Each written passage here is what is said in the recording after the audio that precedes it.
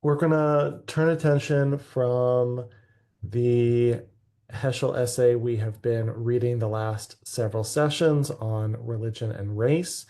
That essay came from 1963 from the speech that Heschel gave at the National Conference on Religion and Race. And we're going to look at a speech that he gave 10 years earlier in 1953 at the convention of the Rabbinical Assembly on the Jersey Shore.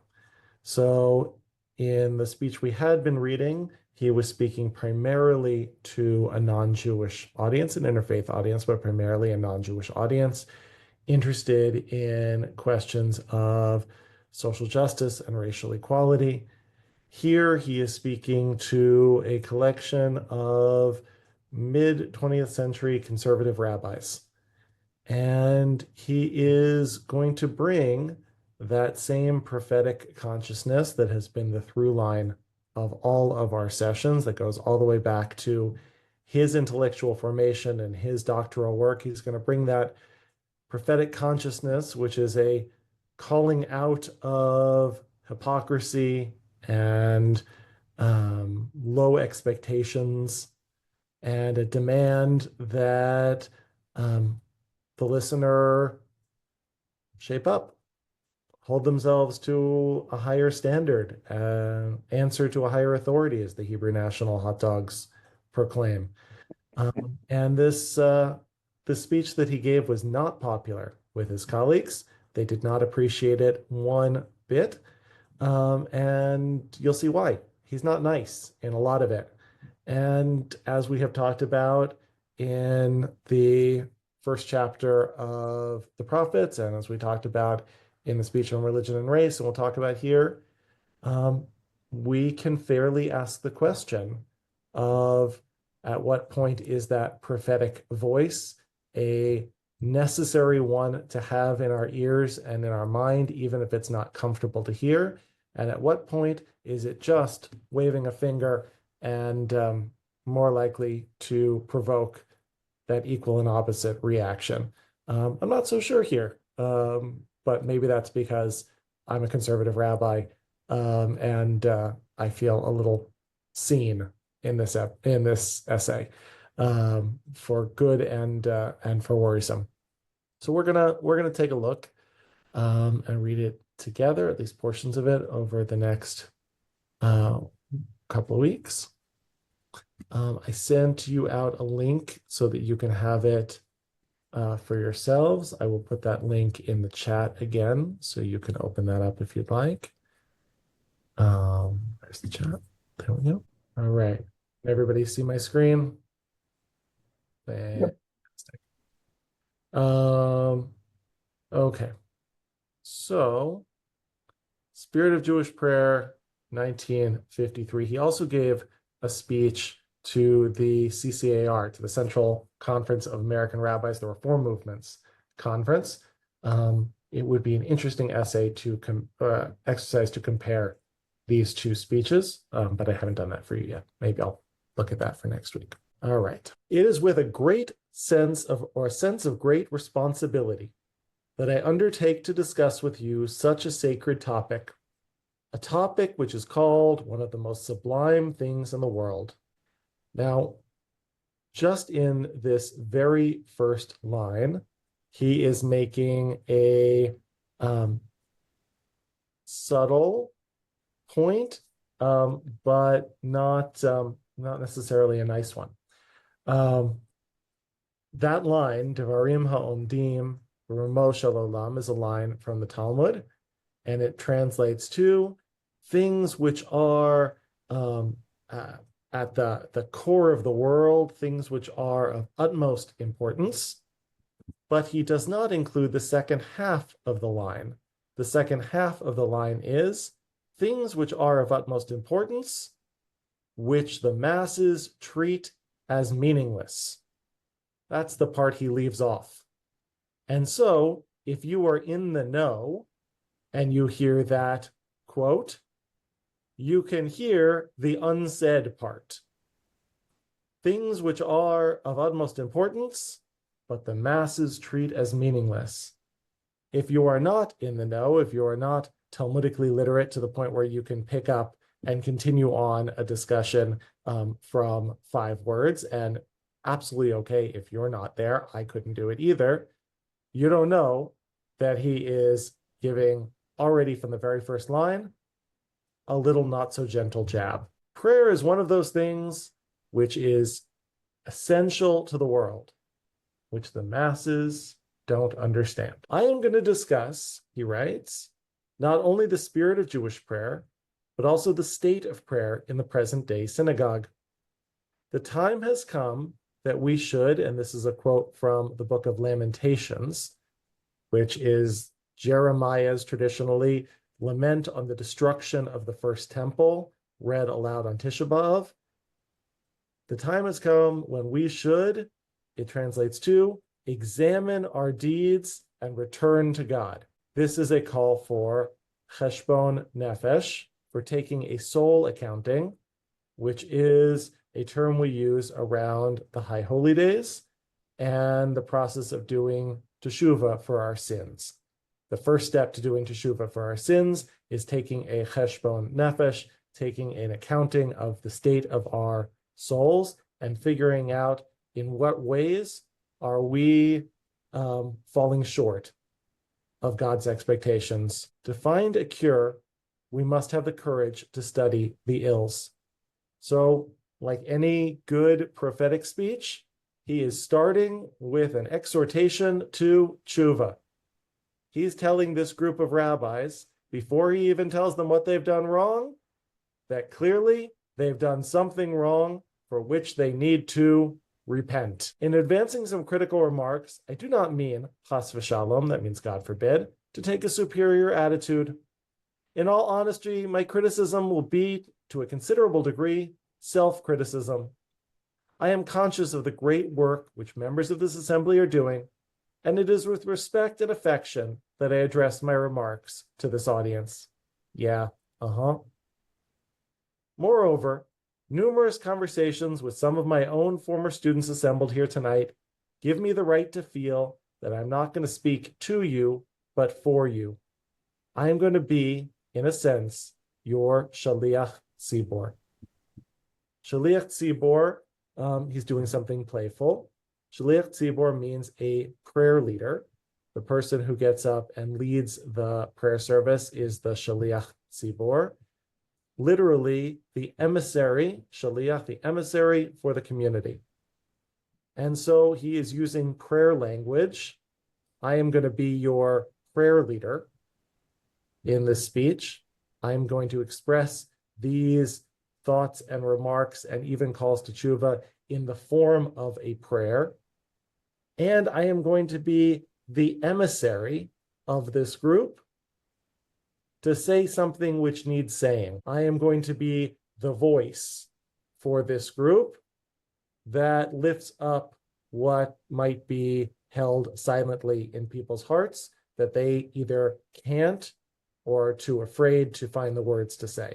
I'll be your voice, which is fundamentally a prophetic orientation.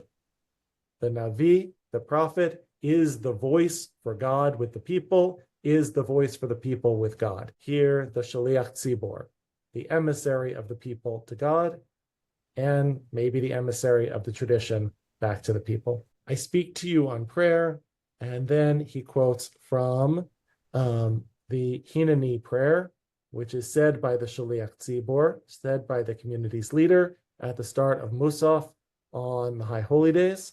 This is a prayer for the ability to pray, in which the prayer leader says, here I am conscious of my flaws, I am conscious of my deficits, and yet here I try to give voice to something meaningful. Hineni is such an interesting prayer, and to have the leader stand up before praying and say, I'm aware that whatever I'm going to do, it's never going to be enough. And I'm aware of that because I'm aware that I'm human. I am going to do my best for you. That's a really profound expression of honesty. at the start of this moment.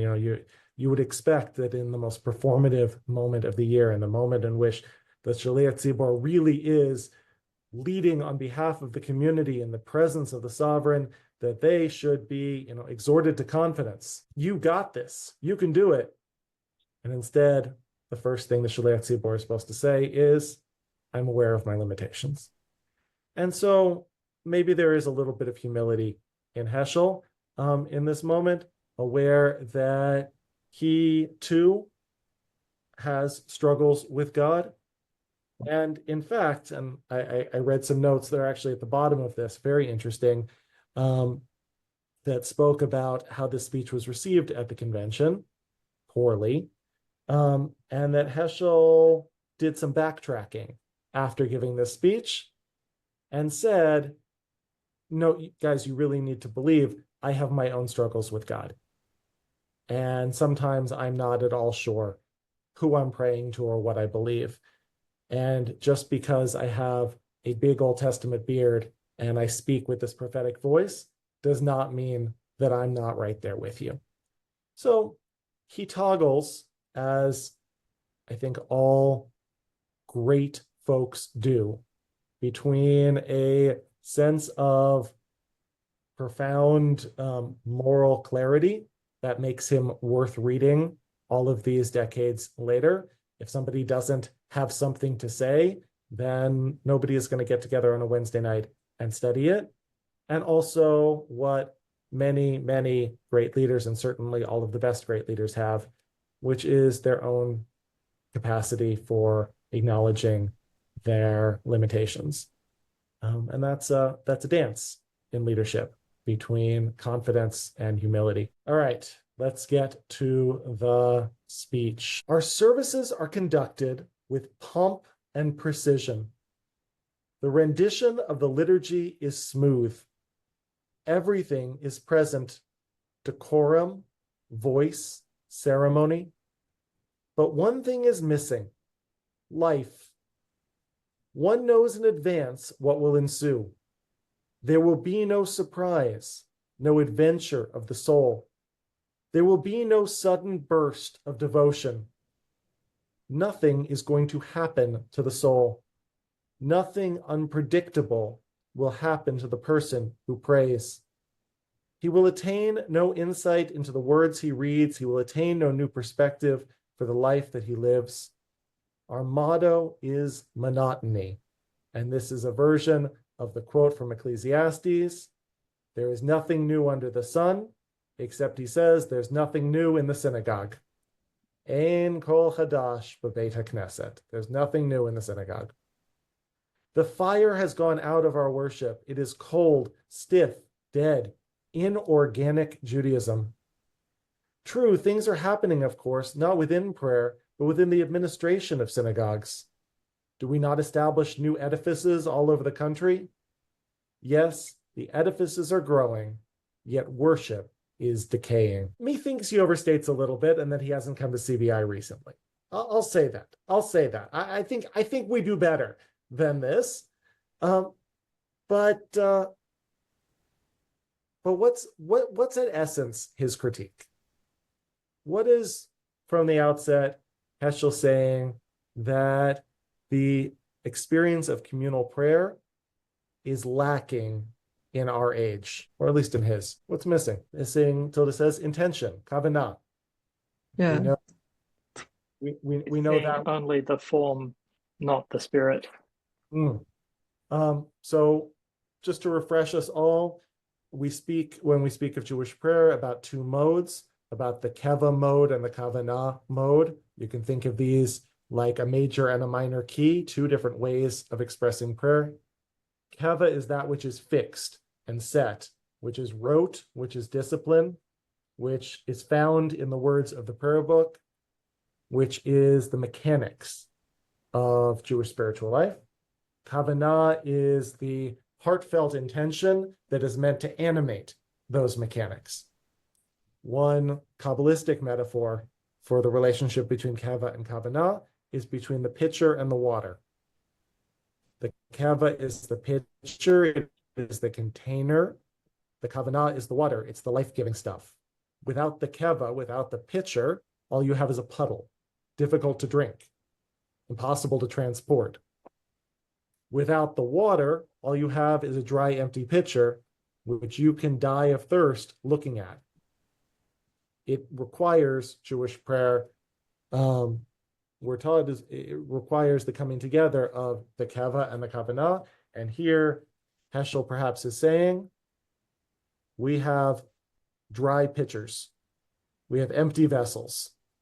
We have the form, but not the substance. Eileen, I think you were about to hop in. No, I was about to say kavanah at the same time someone said it ahead of Jinx. me. Intention. Yes. But while we're on mic, I completely agree with you, Rabbi. I read a lot of this, and I have no connection to it at all. That's not my experience at CBI at all. Yeah, I don't know who he's talking to, but he's not talking to anybody at CBI who goes to services on Shabbat or on the holidays. What he's describing, that's not CBI. And I would just say, going to Hallel with Cantor Amy leading Hallel, and the huddle is a nice touch, but Cantor Amy, this is not CBI with Cantor Amy Hallel. So that's my comment. Well, we are extremely fortunate in our community to have an extraordinary prayer leader and many extraordinary supplemental prayer leaders who help to add spirit. I do think that he is speaking to the synagogue of his time in the mid-20th century, and a great deal of what has happened over the last particularly few decades has been in response to that model and trying to move away from that model. So we are doing better. I think he would say we are doing better. And yet, I think it's important to keep our eye on the critique to see if there are any elements of it which remain true. And the question of where is and what is the nature of the kavanah to be found in the synagogue service, I would venture that we are doing better than the worst. And could we continue to improve? Probably. I know I could improve in my kavanah. And he does have some specific critique here. What's missing in his experience? It's intention, but let's be even more specific. What's missing here? Excuse me, his experience was sort of a pious chassid, I think, connected with some very powerful rabbis as his mentor, and I'm thinking within that was some kind of ecstasy that they would experience, some kind of union with God that they would experience or feel that they are. If somebody in a prayer service starts to display traits of being in a place of ecstasy, I guess one of the questions is whether that person would be looked up to or looked down upon. If somebody is in the prayer service and they are called to spontaneously start dancing for the Lord in the aisles, or they burst into hysterical tears, or they fall to their knees, do we think, wow, that person is the model to aspire to? Or do we think, geez, where's the security team just in case this gets further out of hand? Certainly, our prayer settings are not generally set up in the Jewish world to promote a sense of charismatic, ecstatic worship most of the time, as might be associated with, for example, some Pentecostal churches, right? There are churches where the goal is for somebody to have such an overwhelming spiritual experience that they start speaking a language that is the language of the Holy Spirit. Ooh, lights are motion censored. We don't speak in tongues in our prayer services. At least that hasn't yet happened to me, and I think we would generally discourage it. I wonder what Heschel says about that. Beth, and then Sharon, please. So I see he's talking about there's going to be no adventure of the soul. And so I'm wondering what he's thinking the adventure of the soul would be, whether it's just some sort of awakening within and, seeing things in a different way than you've seen them before, or if it's a relationship with the divine and having some sort of an adventure with the divine, maybe. And if that's kind of what we're looking for in synagogue prayer, I'm not convinced that it's doable on a regular basis. Maybe once in a lifetime or something, but or maybe some people, have that kind of an opportunity. And so I'm kind of thinking that he's looking for a transformation of the participant, the davener. I don't know, when you were speaking, it kind of made me feel like what he's describing is a very long-standing marriage. When you're first in a relationship with somebody, they're an adventure. Once you've been in a relationship with somebody for a long time, the moments of adventure are fewer and farther between, and they become a companion, a steady state, a reliable, predictable partner. And that's ideally called, I think, maturation in love, right? The goal isn't that the expectation can't be that you are the same with your partner 10 years or 20 years or 50 years in as you were on your first date. That would set us all up truly to fail in all of our relationships. And yet we also know that if the spark has gone out entirely, if there is no more surprise, if there is no more delight, then it's something has. What's the balance between ecstatic brand new love and a spark which has gone out? What does mature relationship with the divine perhaps look like? Yeah. Sharon, please, and then Ellen. It seems to me, on the note of excitement and prayer, that our own synagogue, and I'm sure a lot of them, really love the children and the young people, and we allow them to express those things, jumping around and having fun and being silly. At the same time, perhaps engaging in the service and their understanding because they're so new to it.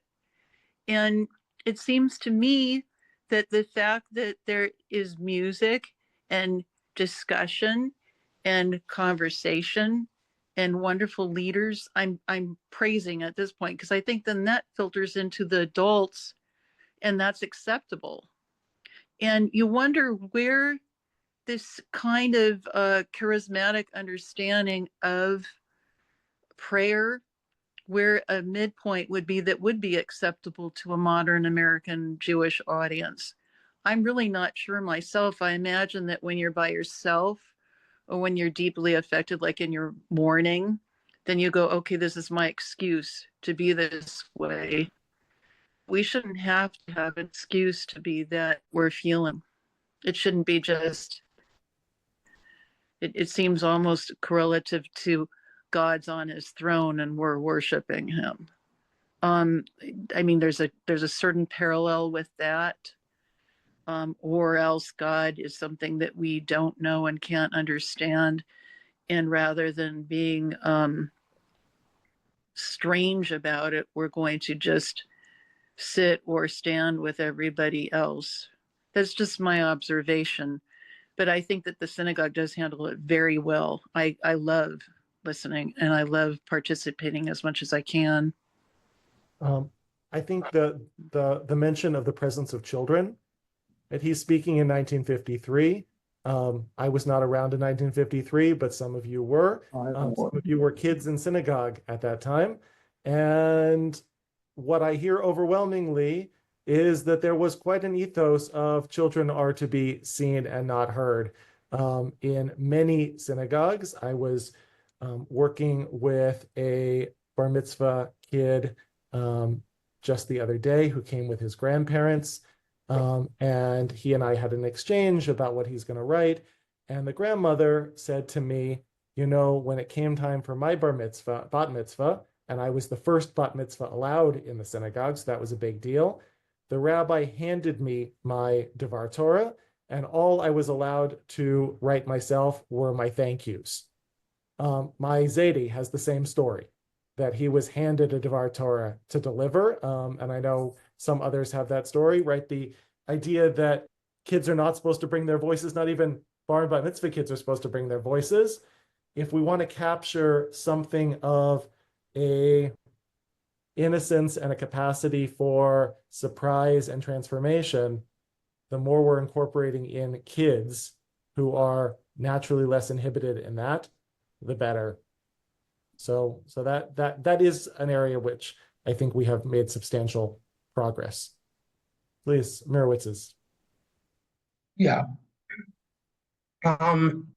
I think Heschel said what's missing as far as he was concerned in the introduction you read, Rabbi, was he said, what's missing is life. What I think happens in a lot of religions, not just Judaism, is that you've got life over here and you've got the religion somewhere else. You live your life, and then on whatever your holy day is, you go in and you do your religion. And then you go back the next week and you do your life. And you go back to religion. There's no requirement, and I don't know how you require it, but it doesn't happen in a traditional American conservative synagogue, that the synagogue be part of your daily life or your basic, experience of life. It's part of your experience of religion, right? And synagogues try all kinds of things to get people to come and make it part of at least people's social lives. And there are people who respond to that, but I would say the majority of American conservative Jews don't, because they're busy and they have other things that are part of their life that they, and they weren't brought up in those days, and still by and large are not. They're not brought up in an environment where you go to day school. They're brought up in the public schools, right? They don't work within the Jewish community, right? Their work is outside the Jewish community in the greater secular society. In many cases, they have leadership roles in social functions and charitable functions in this secular society, and maybe also in the Jewish society. All I'm saying is there's this thing where the experience of being in the synagogue is tied up with disconnection from life in a way that it's not in Orthodox Judaism. This is one activity on a list of activities rather than the center point. Well, I'm not saying it has to be the center point. Yes, I'm not saying it has to be the center point, but it has to be part of your life experience, not just an obligation or part of an experience that is separate from the majority of your life experience. Does that make sense? Yes, I think Heschel comes from a world in which it is the center of the wheel, and the spokes emerge from there. I mean, I think Heschel comes from a God-intoxicated world, and when he writes, he wrote a small book called "The Earth is the Lord's," which is a telling of what Jewish life was like in the shtetl in Eastern Europe. And it's a poetic lament for a destroyed world. Remember, Heschel's parents, his sisters were all murdered in the Holocaust. He came to the United States on an academic visa, but he has a memory of a world which was obliterated. And he describes that world as God intoxicated, a world in which God was omnipresent and in which Judaism was the lens and the language for everything. And his critique is that in America, religion is an activity like soccer or like your office job. It is one of the things that you do that fills up your calendar, as opposed to the place that you come to find your center. Yeah, thank you. Can I just say can I just make one small positional comment?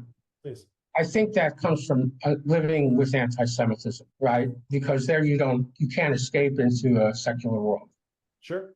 And I think that correlates here. I think that's going to correlate. We're going to see a change in that here because of that in America. I do think that. Thank you, Howard. Please, Goldman's. Hi. Yeah. What I took from it was a little bit different. And obviously he grew up in a more Orthodox environment. And having been in an Orthodox synagogue, I find it's very quick. It's very by rote. It's almost like just a automatic machine. Sometimes it sounds like. And maybe it's missing that feeling, like when we're, for example, when we're in our synagogue, or probably in any maybe more modern Orthodox or conservative, if there's more feeling involved, and you're actually in it, as opposed to just going zooming through it and not really taking it in. That's kind of what I got from it. Thank you. Tilda and then Howard. I think that what I have to say has some assonance with what the Merowitzes had to say, which is about the finding of the place where that spark occurs. It sounds that the passage that we've read so far seems to be seeking it and not finding it in davening, in services, in that practice. And that to me is not a place that I have ever found a spark of insight or enlightenment or great connection, and would not have thought to look for it there. I find that in study, in text analysis, in Havurah. That is where I find those great insights. And I think that to the comparison you made with a marriage or a relationship, I think it would not be a surprise to expect that early on in a relationship, there's a lot of passion to be found in perhaps one room of the house. But as someone who has been married for 15 years, I think that the places where I find a spark, where I notice my partner and notice my love for them and go, yeah, what a perfect person, is in the unexpected moments every day that I didn't see coming. And I think that to the extent that the service has that form and that structure, and that it is inherently predictable as to its contents, why do you expect something different to happen if you are doing, this is, I guess, a criticism or a response to Heschel? Why would you expect a different response in yourself to the same thing? If it isn't happening there, why would it happen there? Whereas in other activities are different every time, that create a new subjective experience, wouldn't that be where you might find an adventure of the soul, or find yourself called to a sudden burst of devotion? Why? It seems like, and maybe this is just an experience for me, someone who does not connect very strongly with the synagogue service per se, but it seems like a strange criticism to say, I'm not getting anything, people aren't finding their things in the predictable synagogue service because it's predictable, and not expanding that to or maybe it just is an absence, and actually the expansion of different Jewish activities is in some way a response over the last half century to this category of criticism. Let's put a pin in that for a second because I want to see how it compares with what's coming next. But as always, well said, and I will just point out that Tilda lives in the Bay Area and so can't participate at CBI, or else would find themselves clearly moved by a synagogue service. Yes, Howard. It's no doubt we are all thinking with our 2025 brains, and this is something that was written in 1952, and we're not thinking like someone who was alive an adult who was alive in 1952. And I think that's one of the reasons we're struggling with it. I mean, I'm sure, looking at the people on the screens, lots of us were around in 1952. Think about what services were like when you went to services in 1952. I mean, the local synagogue I went to had a guy whose job was, he was like the official shusher. And it wasn't just for the kids. If adults dared to speak, this guy went berserk. He smacked a paddle on a piece of padded furniture to shush everybody down. It was like, how dare you speak? You know, the whole atmosphere was just so different. I went to a Hebrew school where if you asked a question, you got the same answer to every question because I said so.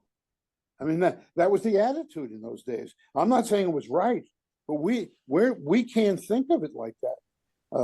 You know, it was just completely different. And I'm sure in Heschel's case, he was taking a look not as far back, maybe as 70 years, because he wasn't that old at that point, but he was looking back and longing for something that he left behind and was never coming back. I am so glad, and I would be a very unhappy rabbi if everybody on this screen, most of whom are my congregants, nodded their heads vigorously at the reading of this and were like, yeah, synagogue is the graveyard where prayer is buried. Good that I'm getting pushback on this. I'm glad that people don't have that experience by and large. And most of us are among the small percentage of Jews who do pay dues to a synagogue. Most Jews don't show up. And so for as much as we can pat ourselves on the back, and I do, for how good we are at this now, we have apparently not yet gotten the word out about how great we are enough that in our county, affiliation rates would still be around 10%. So we are good boys and girls. Yes, we are.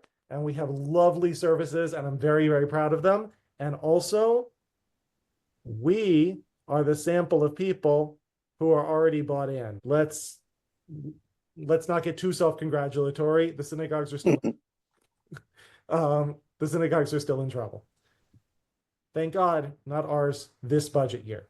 But you know, it's a dicey world.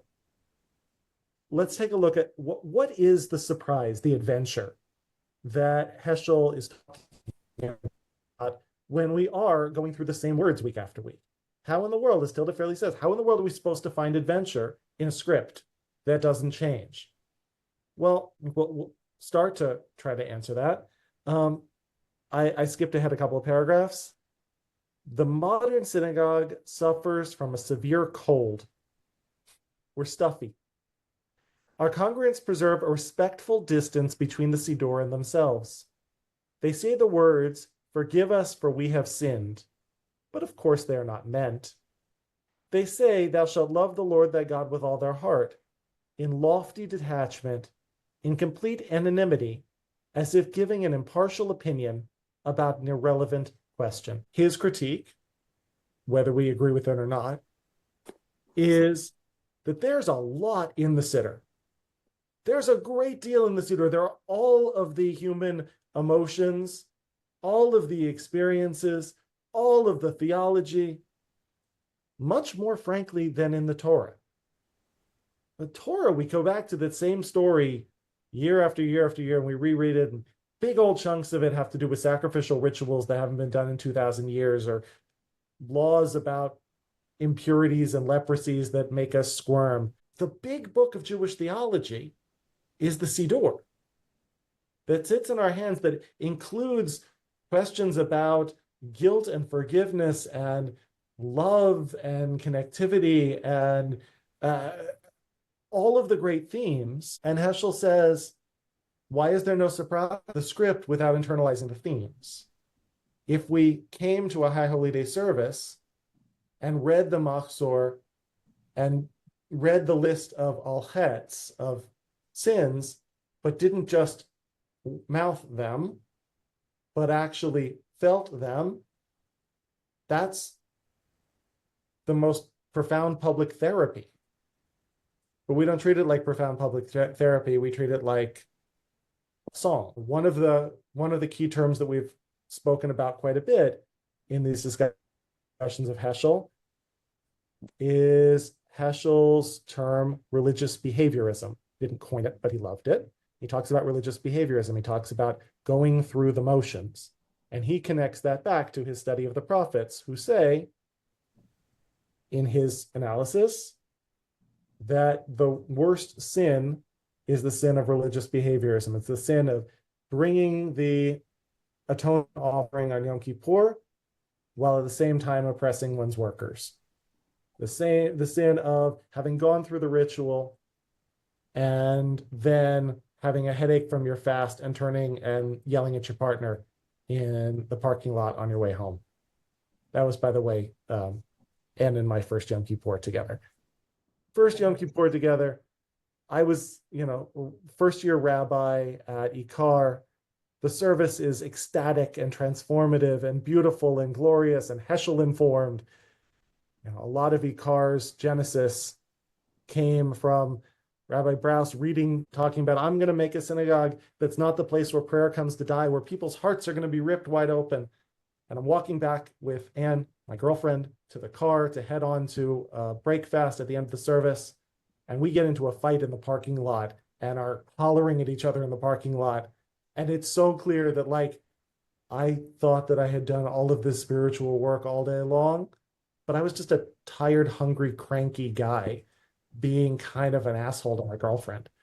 And clearly it didn't work. Clearly it didn't work well enough. And I share that story because I assume that others can relate to it, that others have had the experience and then finding that it didn't actually make you more patient with the first person who drove, cut you off in traffic. And I said, oi, I still have so much more work to do. Where the surprise ought to come with a deep engagement with the themes of the Siddur, which can draw up in us whatever it is we are authentically feeling in that moment, but only if we allow the words to penetrate, rather than saying them or singing them politely. Let's go forward a little bit. Tranquility, complacency. The services are prim. Ours aren't that prim. The voice is dry. It's definitely not dry. The synagogue is clean and tidy. It is rarely clean and tidy. The soul of prayer lies in agony. No one will scream. No one will cry. The words will be stillborn. People expect the rabbi to conduct a service, an efficient, expert service. Sorry, guys. But efficiency and rapidity are no remedy against devotional sterility. Orthodox rabbis worry about the bima being in the right place. What about the heart being in the right place? What about prayer? We have developed the habit of praying by proxy. I want to talk about this. Many congregants seem to have adopted the principle of vicarious prayer. The rabbi or the cantor does the praying for the congregation. In particular, it's the organ that does the singing for the whole community. Too often, the organ has become the shaliach tzibor, right? In the 1950s, every synagogue had an organ. Every non-Orthodox synagogue had an organ. Indeed, when the organ begins to thunder, who can compete with its songs? Men and women are not allowed to raise their voices unless the rabbi issues the signal. They have come to regard the rabbi as the master of ceremonies. Okay, people, tell me how to do this better. Please tell me how to do my job. Really asking, how do we, who are professional leaders, empower the people who are in the community to not feel as though they need to take their direction from the front? How do we empower, how can we do that better and better, more and more skillfully, to get away from a very natural human tendency to defer to the experts in this activity, which is meant to be the individual pouring out of an, what does that kind of leadership that Heschel is calling for look like? And so by not centering communal activities on the practices which center few leaders on the stage. So what is decentralizing the prayer service look like? And I mean, and is that the goal we are seeking, right? Along with this is Heschel's critique the right critique? Yeah, please talk. I think that you mentioned, repeating, coming back to the same text, having this, and we have the same prayer service over and over. But we often say that we come back to the same text, but we have changed. We are different year over year. So if the prayer service, if the led activity is not all that there is, if there are other places, other counterweights of being Jewish and being part of Jewish community and whatever practices those may be, that allow people to have growth and progress and development in their Jewishness and building of connections that are not exclusively leader-oriented, then it seems like there would be a greater chance that each prayer service that someone comes to, there is a greater chance that they have changed. They have learned something. They have an insight. They have a drive or a passion or whatever it may be that allows them to connect with the same thing differently because they have had the opportunity for change elsewhere. Mirowitz and then Cooperbergs. Howard raised his hand, but I want to sneak something in here. You said something, Rabbi, that I thought was really interesting. You said that the excitement and the family dynamics was in the Machzor more than the Torah. And I think you could help us see that because I didn't know that. And it reminded me of when you used to be a guest on that podcast, the weekly podcast, the weekly Parsha. I would listen to the part. It was COVID, so we weren't in services, and I was out running, and I could come home after running, and I could tell Howard exactly what you said in that podcast because it was to the point and it was illuminating. And maybe there's more that you can share with us. You always give a great devar that we take home, but I think there's a lot more to learn about the Machzor.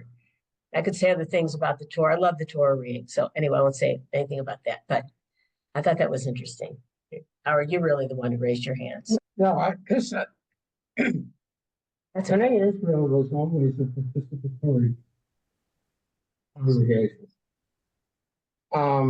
It was founded according to that and encouraged people to take over parts of the service and learn how to do them. And I mean, we had some years we had 2/3 of the people, doing some ritual function in front of the service and giving devars and things like that. I gave devars once. I think other people on this call have.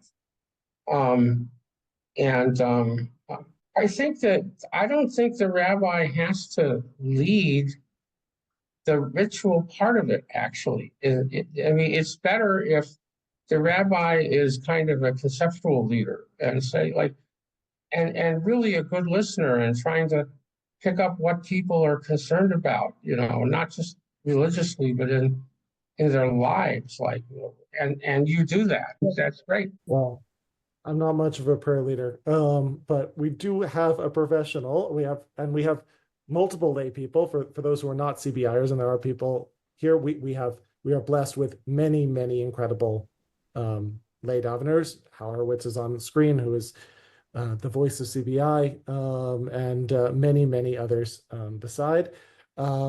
We do have that sort of decentralized model, and quite a history of it. It's just a constant challenge. It's a constant challenge of what it looks like to empower people to take ownership over this experience, to not have it be passive, and at the same time to lead a community in a direction, right? One side of that is anarchy. Everybody is doing their own thing, all on their own different page. Beth says, I feel it when everybody is singing as one. The only way it happens where everybody's singing as one is if somebody leads that to happen. And so you don't want total anarchy, and you also don't want total centralization. It's a dynamic challenge. Yeah, please, Cooperbergs.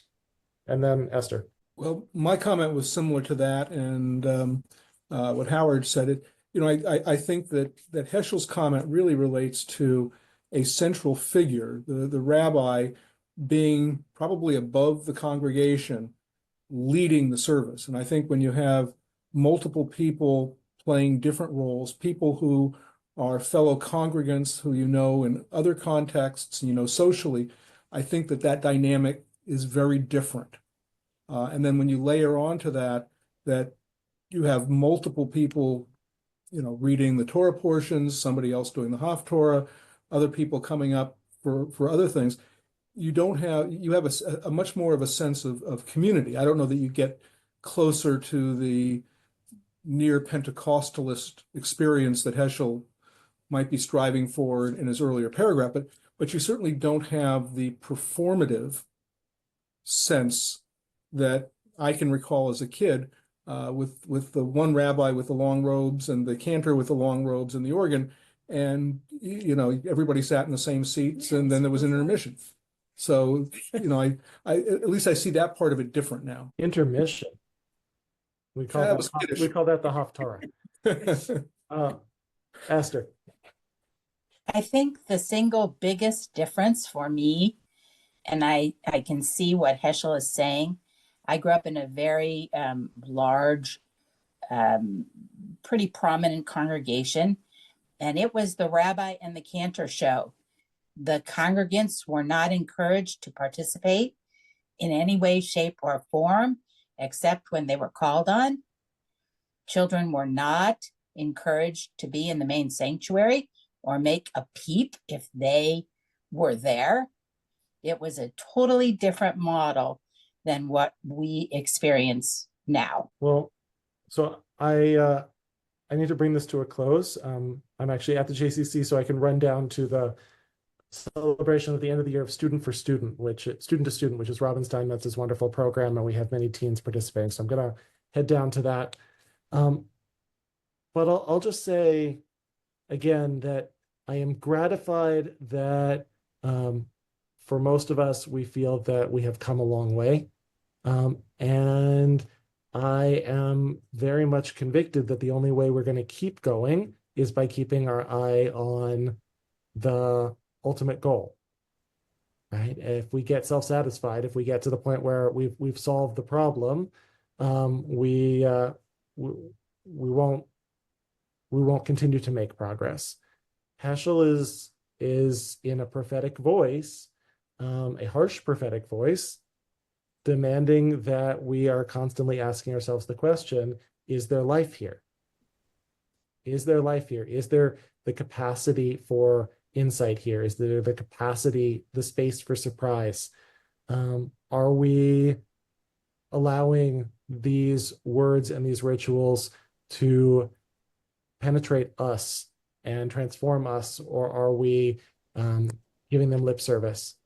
He's holding us to account, just as Heschel will 10 years later hold the country to account around racism and equality. And it's I think, natural to hear a holding to account, and for that to draw up in me some defensiveness and some desire to say, yeah, but look how far we've come. And I continue to think that it's valuable to hear that prophetic voice that says, good for you on how far you've come, but oi, how far you've yet to go. So keep working, guys. Keep working. Let's come back to it again next week, God willing. Nice to see you all. Take good care. Wishing you all good things.